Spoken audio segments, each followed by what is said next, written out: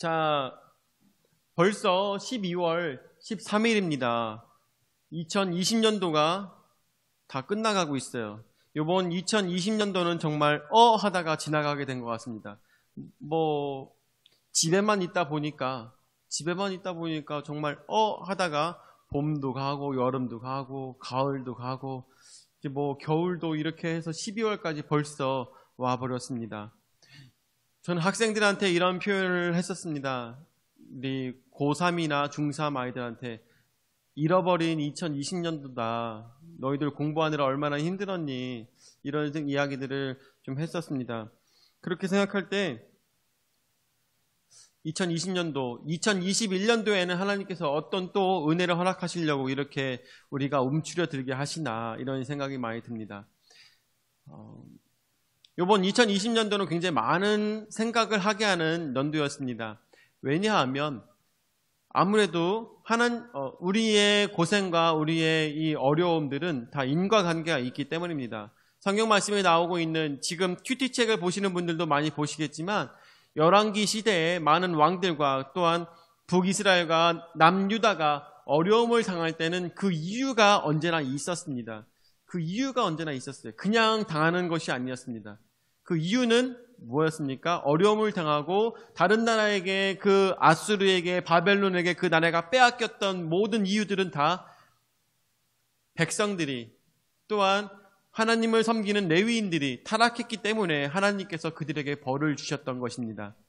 성전을 무너뜨리고 또한 나라를 무너뜨렸던 이유도 다 그들을 미워서가 아니라 사랑하셨기 때문이라는 것을 우리가 기억할 때 지금 당하는 이 고통도, 이 코로나로 인하여서 당하는 이 고통도 우리가 넘어야 될 산이구나 라는 것을 생각하면서 우리의 이제까지 신앙생활을 뒤를 돌아보았으면 좋겠습니다.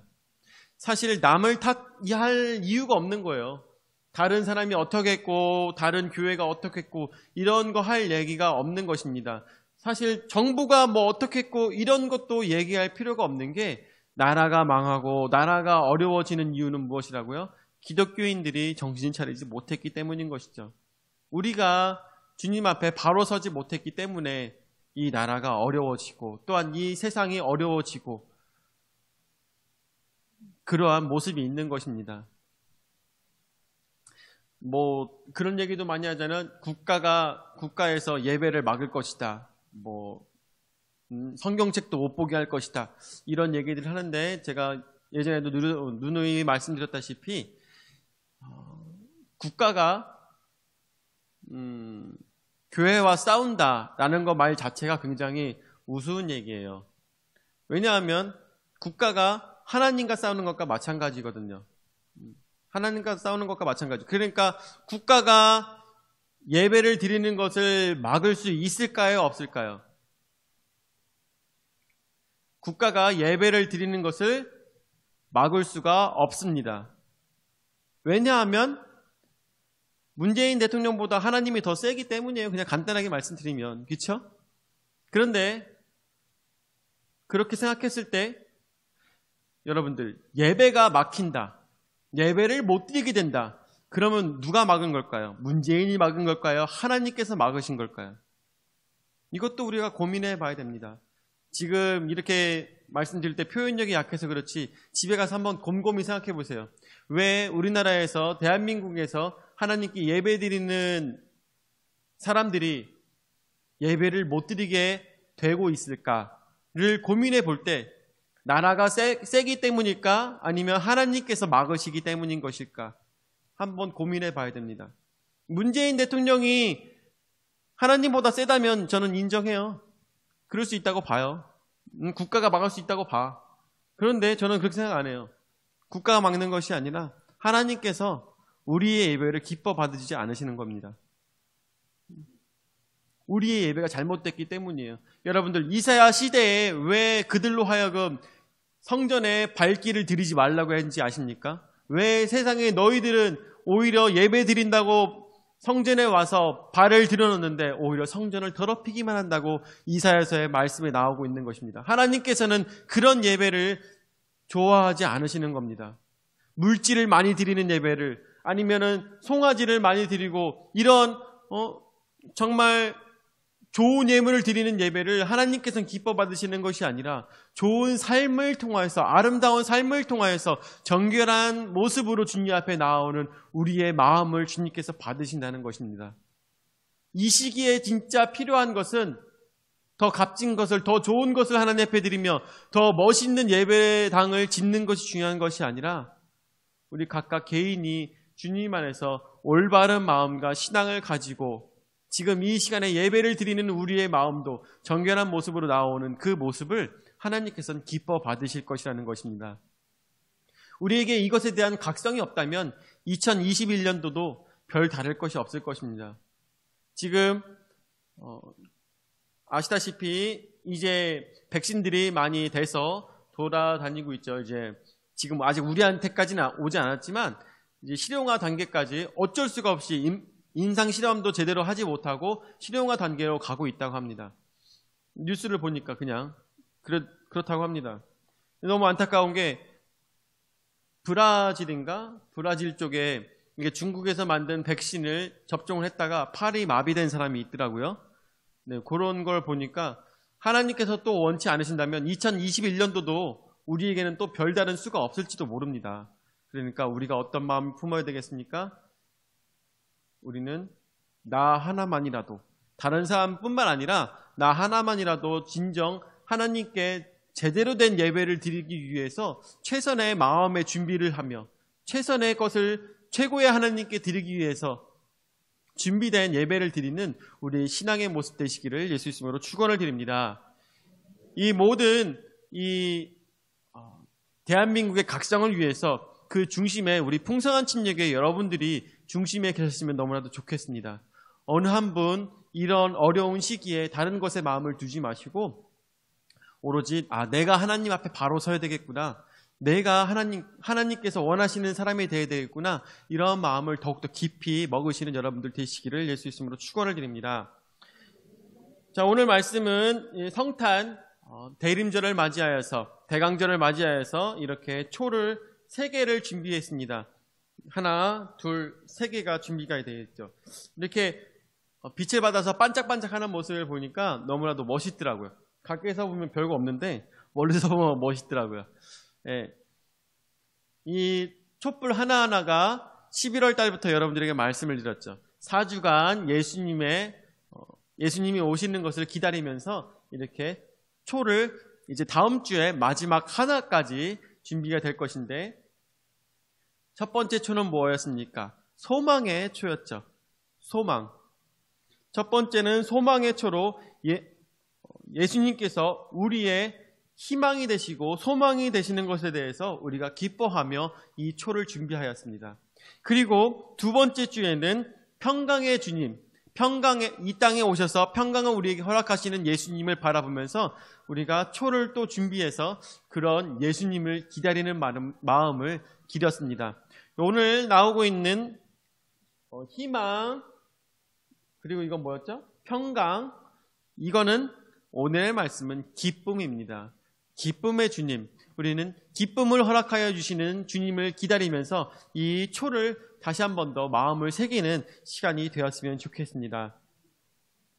첫 번째로 오늘 말씀에 보니까 첫 번째로 여호와의 속량함을 받은 자들이라고 나타나고 있습니다. 오늘 말씀 보여드릴까요? 이사야서 말씀 35장 10절 말씀.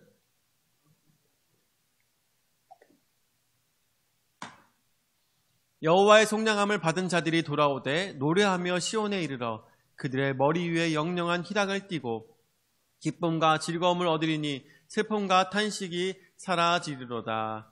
아멘. 자, 기쁨과 즐거움을 얻는다고 했습니다. 슬픔과 탄식이 사라진다고 했습니다. 우서가, 이런 사람이, 어떠한 사람들이 이런 일을 당하게 된다고? 그렇지. 역시 우등생이에요. 어? 우등생이에요. 바로 답이 나오잖아요. 여호와의 속량함을 받은 자들이 돌아오되 기뻐하며 시온에 이르러 그들의 머리 위에 영영한 희락을 띈다고 했습니다. 머리 위에 희락을 띠고 기쁨과 즐거움을 얻는다고 했습니다. 영영한 희락을 띠고 기쁨과 즐거움을 얻는다고 했습니다. 영원한 기쁨을 얻는다고 했습니다. 그런데 이 사람들이 어떤 사람들? 속량함을 받은 자들이 바로 이러한 복이 저들에게 있다는 것입니다. 속량함을 받은 자들 누구입니까? 속량함을 받은 자들? 예수님을 믿는 자들입니다. 예수님을 나의 구주로 믿는 자들.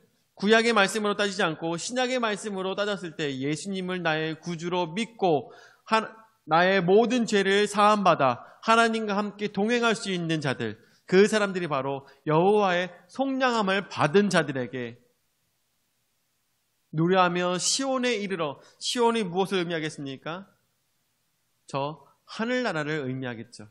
시온에 이르러 그들의 머리 위에 영영한 희락을 띈다고 하였습니다. 언제까지의 희락이냐? 언제까지의 희락이냐? 내일까지의 희락이 아니라, 모레까지의 희락이 아니라 영영한 희락을 우리에게 허락하신다는 것입니다. 기쁨과 즐거움을 얻는다고 합니다. 그런데 그런 사람들이 어떤 사람들? 속량 받은 사람들. 속량 받은 사람들이 그런다고 합니다. 여러분들은 우리 풍성한 침례교 여러분들은 속량 받으신지를 믿으시기 바랍니다. 이럴 때 아멘 크게 하셔야 돼요. 속량 받으신지를 믿으시기 바랍니다. 가장 할 수 있는 가장 큰 목소리로 속량 받으신 줄 믿으시기 바랍니다. 아멘. 그렇습니다. 속량 받으신 줄 믿으시기 바랍니다. 입으로 시인하여 구원에 이른다고 하였습니다. 우리는 속량 받은 사람들입니다. 왜 속량을 받았느냐? 예수님을 나의 구주로 영접하였기 때문입니다. 우리 풍성한 침례교회에서 언제나 예배를 드릴 때, 오전 낮 예배를 드릴 때 영접 기도를 합니다. 맨날 나보고 죄인이래. 왜 맨날 저거 해? 왜 매주 저거 하는 거야? 이렇게 말씀하실 수도 있어요. 틀린 말은 아닐 수도 있겠죠. 그런데 이 기도를 하는 이유는 우리가 이렇게 하고 난 다음에도 이제 예수 그리스도를 나의 구주로 믿고 난 다음에 예배를 구주로 믿고 나의 모든 죄를 회개하며 주님 앞에 나아갔을 때 우리가 정결한 모습으로 예배를 드립니다. 그리고 난 다음에 예배가 지금 오늘의 이 예배가 마치고 난 다음에 집에 돌아가세요. 그리고 난 다음에 일주일간 우리가 정결하게 살아가느냐? 그렇지 못할 때도 너무나도 많다는 것입니다. 정결한 삶을 살아가시는 분들도 굉장히 많이 있죠. 그렇지만 예수 믿는다고 해서 꼭 그 삶이 하나님 보시기에 정결하지는 않은 것이죠. 그렇기 때문에 우리 풍성한 침례교회에서는 일주일에 한 번씩 이 영접 기도를 하는 것입니다. 내가 죄인인 것을 주님 앞에 고백하고 예수 그리스도를 내 마음의 구주로 인정함으로써 예수님께서 십자가에 달려 돌아가신 그 공로로 나의 모든 죄가 사해지고 정결한 내 몸과 마음에 성령을 받아들임으로 인하여서 이 예배가 주님 앞에 온전히 올려지는 제사가 되기 위한 이것이 우리 풍성한 침례교회 예배의 순서 중에 들어있는 영접 기도인 것입니다. 그래서 그냥 외우고 끝나는 것이 아니라 여러분들 이 영접 기도를 할 때마다 예수 그리스도가 나의 주인이시고 나의 구주이시구나. 그래서 내가 모든 죄를 주님 앞에 내려놓았을 때 내가 정결함을 얻을 수가 있구나. 이것을 언제나 마음에 새기셔야 될 것입니다. 그래서 첫 번째가 바로 속량함을 받은 자들입니다. 저희 교회는 다른 사람들이 보기에는 특히나 장로교회에서 오신 분들은 저희 교회는 이단 같은 교회로 보일 거예요. 왜냐하면 저희 풍성한 침례교회에서는 사도신경을 하지 않거든요. 김현배 성도님은 그 전까지 다른 교회를 다녀보신 적 없으시죠? 만약에 이러시다가 다른 교회 가보시면 굉장히 특이하게 다르게 느끼실 거예요. 왜냐하면 저희 교회가 좀 다르거든요. 왜냐하면 저희 교회에서는 사도신경을 하지 않습니다. 저는 사도신경에도 굉장히 많은 오류가 있다고 봐요. 그런데 그래서 그 오류를 빼서 사도신경을 하지 않고 다만 우리의 신앙을 간증하는 것으로 이런 영접기도를 하는 것입니다. 영접기도를 함으로 인하여서 우리가 신앙의 간증으로 끝날 것이 아니라 매일매일 매주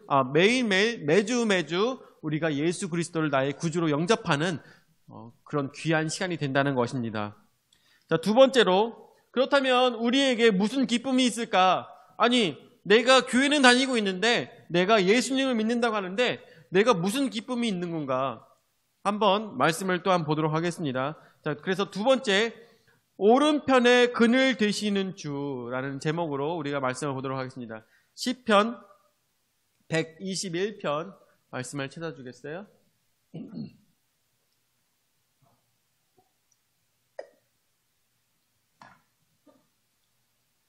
시편 121편 1절부터 말씀 보도록 하겠습니다. 제가 읽을게요. 내가 산을 향하여 눈을 들리라. 나의 도움이 어디서 올까? 나의 도움은 천지를 지으신 여호와에게서로다. 여호와께서 너를 실족하지 아니하게 하시며 너를 지키시는 이가 졸지 아니하시리로다. 이스라엘을 지키시는 이는 졸지도 아니하시고 주무시지도 아니하시리로다. 여호와는 너를 지키시는 이시라. 여호와께서 내 오른쪽에서 내 근일이 되시나니 낮에 해가 너를 상하게 하지 아니하며 밤의 달도 너를 해치지 아니하리로다. 아멘. 자, 6절까지 말씀 보도록 하죠. 시편 121편은 작가 미상의 성전에 올라가면서 쓴 시입니다. 하나님께 영광을 올려드리기 위해서 이제 성전에 올라갈 때 이 찬양을 많은 레위 사람들이 함께 찬양을 하면서 예배를 드리기 위해서 이 노래를 하면서 성전에 올라가면서 부르는 노래였던 것입니다. 어떤 노래가 있었겠죠. 어떤 음조가 있었을 것입니다. 그렇지만 이런 음조는 지금 남아있지 않고 시편, 이 시로서만 지금 남아있는 것입니다. 아마 우리도 그 아리랑 같은 것이 더 오래되었다면 아마 가사만 남고 노래는 다 없어지지 않았을까라는 생각이 듭니다. 하물며 시편은 150편입니다. 150편의 모든 음조가 다 지금까지 남아있을 수는 없잖아요. 그렇죠? 이 모든 것들이 다 기원전에 쓰여진 것들인데. 자, 그러면서 시편 121편의 작사가 쓴 이 글을 보면서 우리가 말씀을 좀 더 생각해 봤으면 좋겠어요. 자, 시편 21편 1절 말씀 보도록 하죠. 내가 산을 향하여 눈을 들리라. 나의 도움이 어디서 올까? 라고 나옵니다. 내가 산을 향하여 눈을 들리라. 산을 바라봅니다. 나의 도움이 어디서 올까? 요번에 우리 최명찬 목사님과 그리고 조경태 집사님과 저와 함께 같이 해서 이스라엘을 간 적이 있었죠. 이스라엘을 가서 우리 원로 목사님께서도 이스라엘을 다녀오셨는데, 이스라엘 가신 분들 아니면 다큐멘터리를 보신 분들을 보시면 알겠지만 이스라엘의 산이라고 하는 것들 정말 별로 크지 않습니다. 별로 크지 않아요. 마음만 먹으면 한 10분이면 올라가요. 마음만 먹으면 10분이면 올라가요. 산이라고 하는 데들도. 최명찬 목사님 감람산 같이 올라가셨던 기억나시죠? 감람산 사실 올라가고 난 다음에 내려갔는데 저는 솔직히 말씀드리면 올라간지도 몰랐어요. 올라간지도 몰랐어. 그냥 다 왔대요. 산이라고요? 여기 감람산이라고요? 산인데 올라왔는데 산인지도 몰랐어요. 근데 어느 때 알았냐면 그 감람산에서 내려가서 저기 예루살렘으로 들어갈 때 좀 많이 좀 내려가는구나. 그럴 때 알았어요. 많이 좀 내려가는구나. 이렇게 내려오면서 이제 거기에 이제 무덤들이 있고 또 무덤에 돌들이 막 이렇게 올려져 있더라고요. 이거 돌들이 뭐냐? 무덤 위에 돌을 왜 이렇게 올려놨냐? 돌무덤 위에 왜 이렇게 돌을 올려놨냐? 했더니 이것들은 다 돌은 하나님을 뜻함으로 인하여서 이 사람이 죽어서 하나님을 만나게 해달라는 마음으로 관 위에다가 돌을 이렇게 많이 올려놨더라고요. 하여튼 그런 이제 돌 비석들을 많이 보면서 내려갔을 때 이래서 여기를 감람산이라고 부르는구나. 근데 산으로 삥 둘러 있는 어디를 봐도 산인 우리 대한민국의 사람들을 생각하면 거기 산은 산도 아니에요, 진짜. 그냥 뒷동산이 진짜 뒷동산. 그런데 그런 뒷동선에서 이 작가가 이야기합니다. 내가 산을 향하여 눈을 들리라. 나의 도움이 어디서 올까? 라고 이야기합니다. 이 사람은 산을 향하여서 눈을 들었습니다. 왜 산을 향하여서 눈을 들었을까요? 왜 이 사람은 산을 향하여서 눈을 들었을까? 타지에 있다가 6월절이 됨으로 인하여서 예루살렘으로 하나님 앞에 영광 올려드리기, 예배드리기 위해서 오고 있는 사람일 거라고 상상을 한번 해보시기 바랍니다. 아무래도 지금도 이 말씀은 그러한 사람이 썼을 거라고 학자들이 생각을 하고 있어요. 그래서 이 사람은 아마 이런 타지에 있었지만 예배를 드리기, 6월절을 지키기 위해서 예루살렘으로 오고 있는 사람일 것이다. 근데 이 사람이 내가 산을 향하여 눈을 들리라. 나의 도움이 어디서 올까? 라고 이야기합니다. 최명철 목사님 한번 물어볼게요. 우리 같이 광야에 가셨잖아요. 그렇죠? 광야에 갔습니다. 광야에 올라가서 맨 꼭대기에서 우리 찬양을 불렀던 기억 나시죠? 거기서 매일 이렇게 돌아보니까 뭐가 보이셨나요? 광야에서 이렇게 돌아보니까. 네? 지평선.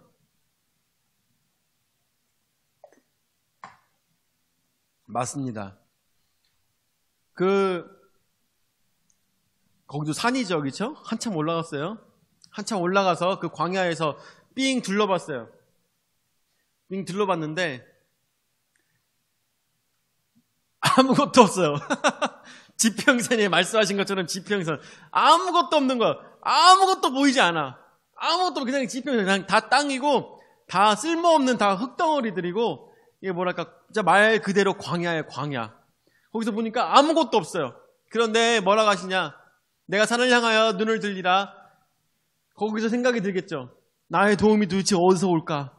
아무것도 없는데 아무것도 안 보이는데 거기서 생각이 들 것입니다. 나의 도움이 도대체 어디서 올까? 그런데 거기서 생각해 보니까 딱 한 가지밖에 없었던 것이죠.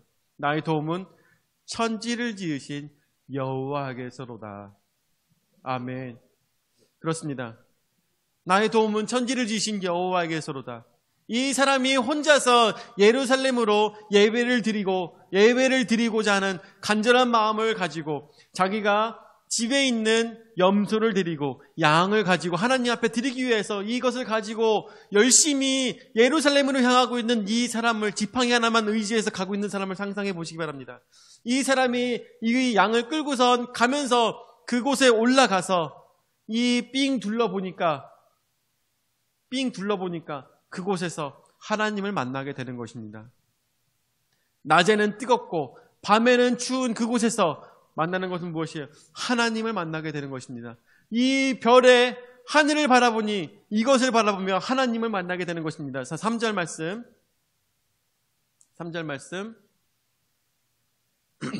여호와께서 너를 실족하지 아니하게 하시며 너를 지키시는 이가 졸지 아니하시리로다.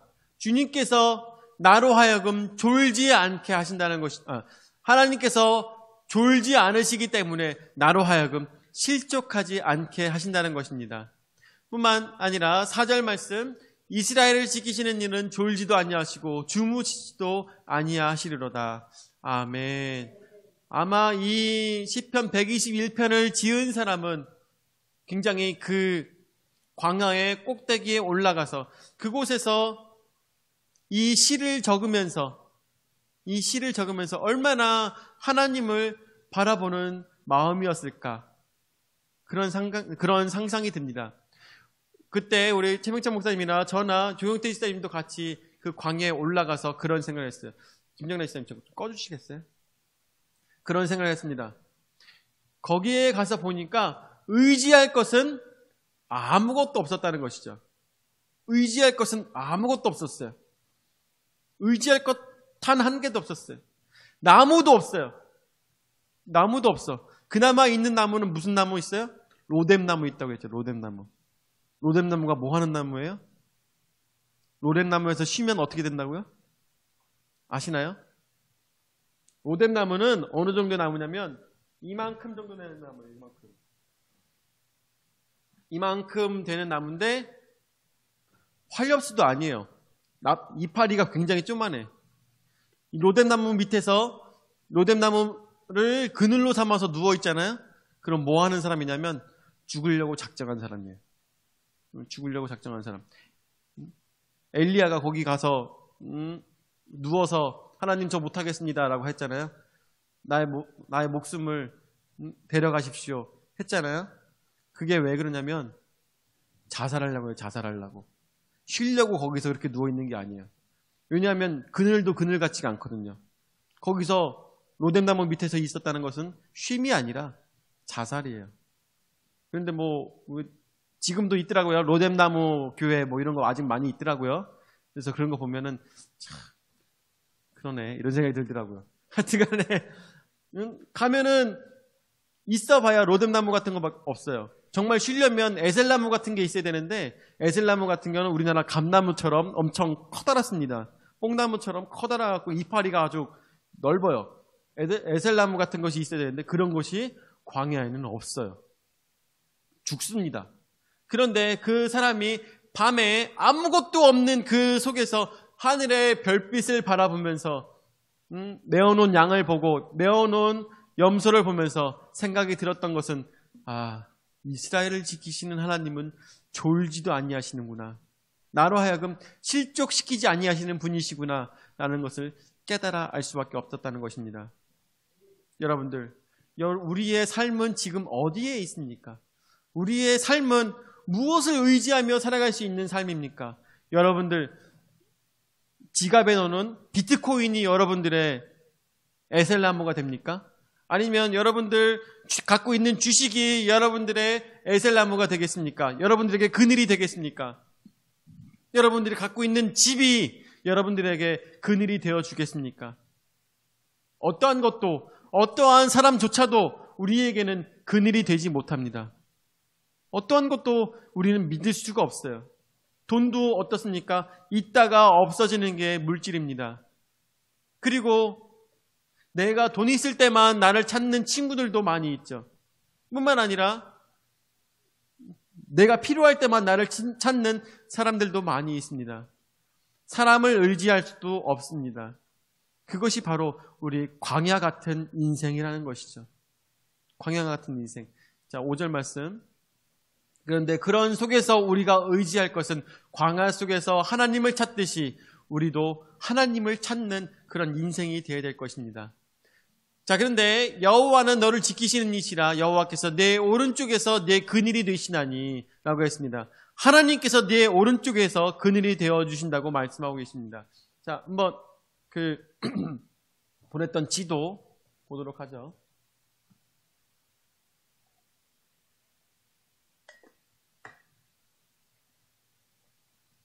1번부터 보여줘야지. 1번을 돌렸구나.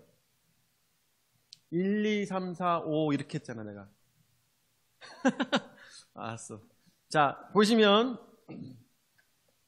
이스라엘 지도죠. 잘 보이십니까? 이스라엘 지도. 자, 이스라엘 지도. 여기가 유다, 남유다, 여기가 북이스라엘입니다. 여기가 암몬 땅이고요. 여기가 모압 땅이죠. 그 다음에 이쪽에 보면은 여기가 네게브 사막입니다. 네게브 사막. 저희가 올 때 한 이쯤에 텔 아비브 공항으로 와가지고 여기서 이렇게 예루살렘으로 이렇게 왔었어요. 이쪽이 요바쯤 됩니다. 요바 너무 멋있더라고요.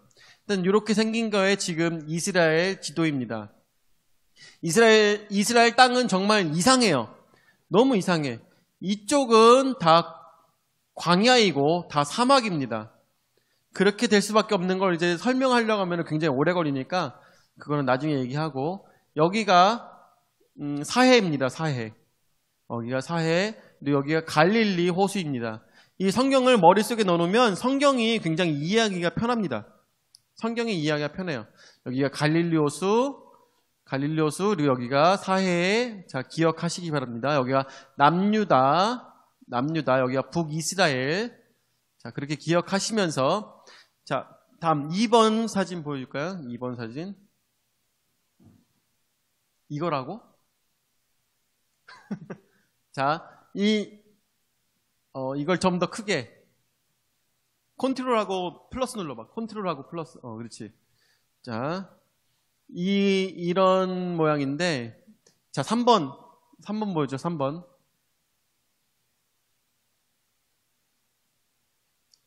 자, 여기가 뭐냐면 갈릴리 호수입니다. 갈릴리 호수.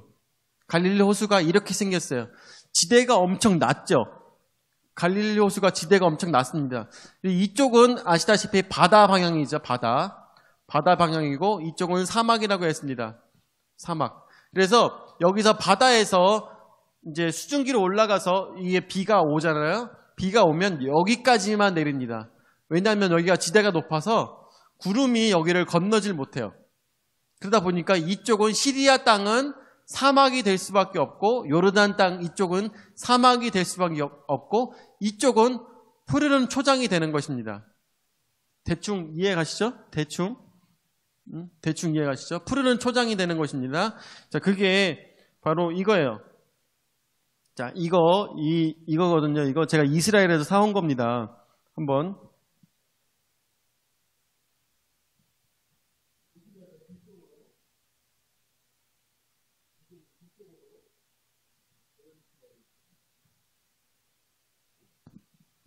자, 이렇게 생겼어요. 여기 갈릴리 호수, 그러니까 위쪽이죠. 갈릴리 호수. 앞쪽에는 이렇게 지대가 낮아요. 그렇지만 이 뒤쪽은 지대가 높습니다. 그러다 보니까 푸르른 초장은 이쪽이다라는 것을 여러분들이 생각하면은 성경을 이해하는 데 굉장히 좋습니다. 자, 다음 장. 자, 근데 이스라엘 백성들은 유다 사람들은 이 성경을 바라볼 때 조금 지대를 바라볼 때 좀 특별하게 봤어요. 특이하게 봤어요. 우리랑 좀 다릅니다. 보시다시피 아까 지도를 보시면 이쪽이 북쪽이죠. 이쪽이 북쪽이었고 이쪽이 남쪽이었습니다. 이쪽이 동쪽이고 이쪽이 서쪽입니다. 다시 한 번 더 아까처럼 돌려줄래 한번? 자, 원래는 위쪽이 북쪽일 때 이렇게 생긴 거고, 그리고 이스라엘 사람들이 생각하는 지도는 다시 돌려줄래? 이렇게 생겼습니다. 확대. 그래서 아까도 말씀드렸다시피 이쪽이 북쪽이고 이쪽이 서쪽이라고 했습니다. 남쪽이라고 했습니다. 남쪽. 그리고 이쪽이 동쪽, 이쪽이 서쪽입니다. 그래서 동에서 서가 먼 것 같이라는 하나님 말씀이 있습니다. 동에서 서가 먼 것 같이. 이스라엘 사람들은 동과 서를 뭐라고 생각한다면 동쪽과 서쪽을 우리가 얘기하는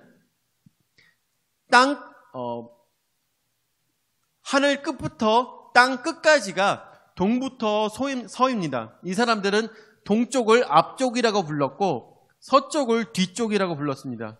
그러니까 동쪽서부터 서쪽 끝까지라는 말은 온 우주를 포함한 온 모든 것들을 다 포함했다는 얘기를 하는 것이에요. 동쪽서부터 서쪽까지라는 얘기는. 자, 그리고 북쪽과 남쪽이라고 했습니다. 자, 여러분들 보시기에, 보시면 아시겠지만, 자, 왼쪽은 어디예요? 자, 이런 유대인의 생각으로 봤을 때 왼쪽은 이쪽이고, 오른쪽은 이쪽입니다. 그렇죠? 그러면 오른쪽은, 태양은 어디서 떠요? 태양은 동쪽에서 뜨겠죠. 동쪽에서 떠서 이렇게 가겠죠? 이쪽이 남쪽이죠. 남쪽이, 그래서 이 얘기를 하고 싶었던 건데, 남쪽이 오른쪽이란 얘기를 하고 싶었던 거예요. 무슨 얘기인지 아시겠죠? 자, 불을 켜주시기 바랍니다.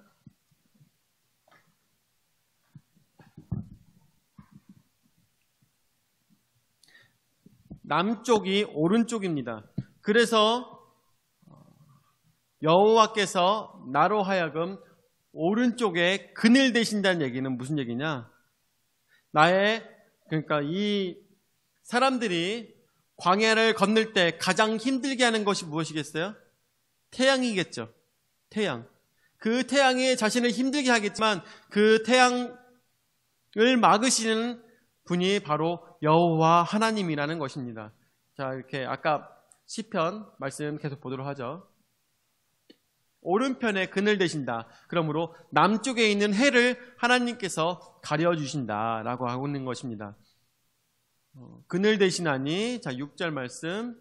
낮의 해가 너를 상하게 하지 아니하며 밤의 달도 너를 해치지 아니하리로다. 여호와께서 너와 함께 하시기 때문에 해도 너를 상하게 하지 아니하고 밤의 달도 너를 해치지 아니한다는 것입니다. 왜냐하면 오른쪽에서 너의 그늘 되어 주시기 때문에. 자, 7절.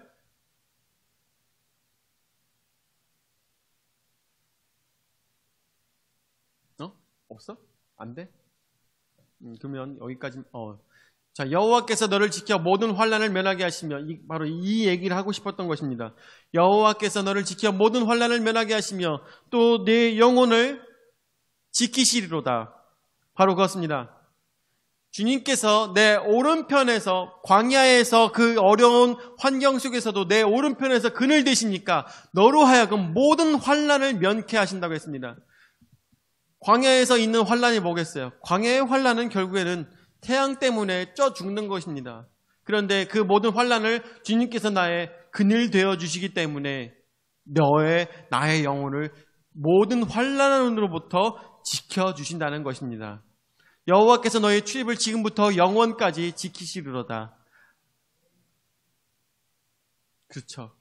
여호와께서 너의 출입을 지금부터 영원까지 지키신다는 것입니다. 이 사람이 양을 끌고 가면서 광야에서 지은 이 시는 결국에는 지금의 자신이 처해 있는 이 광야의 이 상황을 빗대어서 은유를 통하여서 우리의 인생을 얘기하고 싶었던 것입니다. 은유를 통해서 우리의 인생, 우리가 살아가면서 우리의 인생 속에서 정말 광야 같은 인생을 살아가고 있지만 나의 오른편에 그늘 되시는 주님이 계시기 때문에, 여호와 하나님께서 계시기 때문에 우리로 하여금 낮의 해도 밤의 달도 나를 해치 못하고 오로지 주님만이 나를 지키시는 자가, 졸지도 아니하시는 그분께서 바로 너의 출입을 가고 나가는 것을 영원까지 지키신다는 것입니다. 이 얼마나 감사한 말씀이고 이 얼마나 아름다운 시인가 우리는 생각해 볼 수가 있을 것입니다. 자, 그렇기 때문에 세 번째, 우리는 이렇게 소중한 여호와 하나님이 계시기 때문에 슬픔과 탄식이 사라지고 기쁨만이 남게 되는 것입니다. 아멘. 자, 이사야서 35장 10절 말씀 다시 보도록 하죠. 우리에게는 더 이상 슬픔과 탄식이 남아 있을 수가 없는 것입니다. 왜냐하면 속량받은 자들에게는 더 이상 그런 권세가, 우리에게 걱정이, 이 모든 것들이 다 사라지기 때문인 것입니다. 왜냐하면 하나님께서 나의 우편에서 그늘 되어 주시기 때문인 것입니다. 여러분들 인생 속에서 실패를 경험하십니까? 어려움을 겪으십니까? 이 모든 광야 같은 인생 속에서 하나님께서 여러분들의 그늘 되어 주실 것입니다. 하나님께서 여러분들을 지켜 행하실 것입니다. 여러분들, 우리가 코로나로 인하여서 어려움을 겪고 있지만 이 모든 순간조차도 하나님께서는 우리의 그늘 되어 주실 것입니다.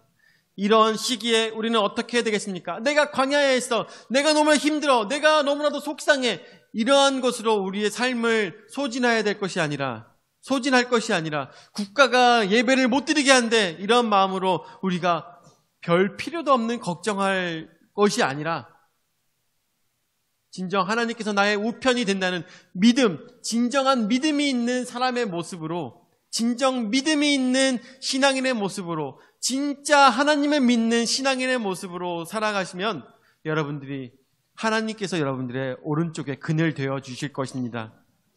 걱정을 다 집어넣으세요. 여러분들의 삶 속에서 여러분들이 먹는 것을 걱정을 다 집어넣으세요. 입는 것 걱정 다 집어넣으세요. 여러분들 살아가는데 자동차, 집, 모든 걱정 다 내려놓으시기 바랍니다. 주님께서 우리의 삶 가운데 가장 좋은 것을 허락하실 것이며, 또한 우리가 믿음으로 살아갔을 때 저 하늘에서 이 세상의 모든 것들보다 가장 좋은 것으로 하나님께서 준비하고 계시다는 그런 삶을 우리가 오늘도 그래, 주님께서 나의 오른쪽에 계시기 때문에 나는 이 세상 속에서 승리할 수밖에 없는 것이구나.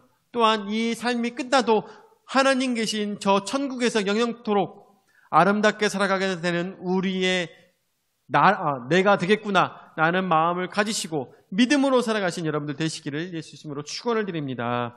아멘. 사랑의 주님, 은혜와 사랑을 감사를 드립니다. 주님께서 우리의 우편에 그늘 되심으로 인하여서 우리의 기쁨이 끝나지 않습니다. 우리의 찬양이 끝나지 않습니다. 주님 영광 받아 주시옵소서. 주님만이 나의 주인 되어 주시며 주님만이 나의 오른쪽에 그늘 되어 주십니다. 나의 통장이, 나의 차가, 나의 집이 나에게 있어서 그늘이 되지 못합니다. 이것은 언젠가 다 끝날 것이고 언젠가 다 사라질 것입니다. 그렇지만 주님께서 주시는 그 그늘은 영원토록 우리와 함께 하신다고 주님께서 약속하셨습니다. 그 약속을 믿으며 오늘도 주님 안에서 기쁨으로 살아가는 우리 풍성한 침략의 모든 성도들 될 수 있도록 주님 인도하여 주시옵소서. 감사를 드리며 사랑이 많으신 예수님의 이름으로 기도드립니다. 아멘.